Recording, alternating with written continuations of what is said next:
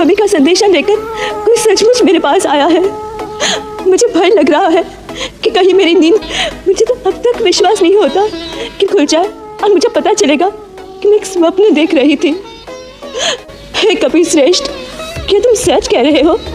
क्या मेरे स्वामी भी मुझे उतना ही याद करते हैं जितना कि मैं उन्हें करती हूँ? मुझे राक्षसी से अपने मन की बात कह सकती है, परंतु प्रभु की व्यवस्था देखो, वो तो किसी से अपने हृदय की बात कह भी नहीं सकती।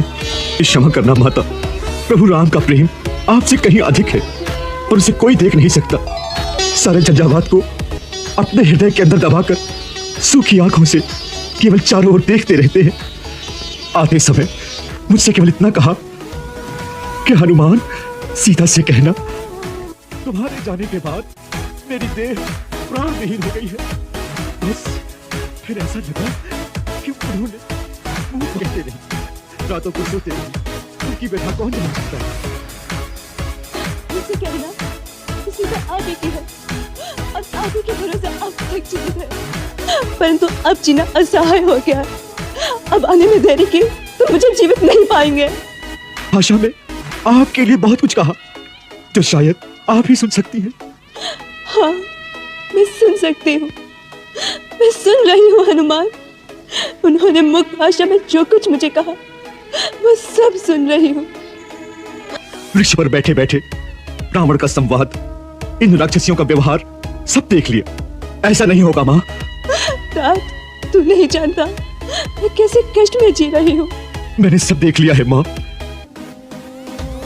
और मैंने ये भी देखा है माँ कि एक पतिव्रता नारी का तेज तीनों लोगों के विजेता और घमंडी रावण को कैसे निस्तेज कर देता है।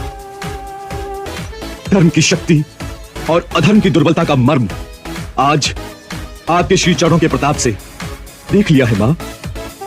और ये भी देखा है चंद्रहास जैसी जगत विजयी खड्ग घास के तिनके के सामने कैसे सिर झुका देता है माँ। हाँ माता, सब मेरे जैसे हैं, परंतु आपके पतिव्रत धर्म की शक्ति जो एक तिनके को तलवार से टक्कर लेने के योग्य बना सकती है, वो शक्ति भी हमारे साथ होगी ना। ठीक है पुत्र, परंतु राक्षस बड़े मायावी है।